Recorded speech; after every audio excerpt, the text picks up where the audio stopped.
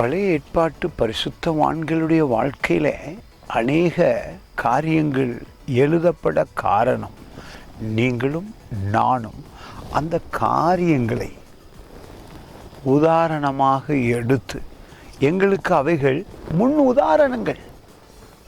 தாவீதை எடுத்தால் கற்றுக்கொள்ள முடியும், யாக்கோபை எடுத்தால் கற்றுக்கொள்ள முடியும், மோசேயை எடுத்தால் கற்றுக்கொள்ள முடியும், ஆபிரகாமை எடுத்தால் கற்றுக்கொள்ள முடியும்.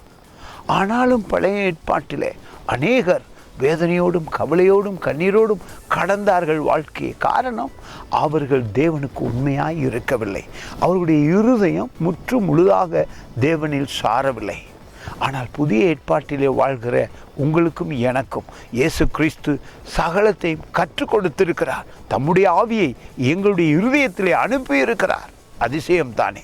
பாருங்கள், இந்த வார்த்தை சொல்லுகிறது 78வது சங்கீதத்தில் 8வது வசனம், இருதயத்தை செவ்வைப்படுத்தாமலும் தேவனை உறுதியாய் பற்றி கொள்ளாமலும் இருந்த முரட்டாட்டம் கலகமுள்ள சந்ததியாகிய தங்கள் பிதாக்களுக்கு அவர்கள் ஒப்பாகாதபடிக்கும் இவைகளை கட்டளையிட்டார்.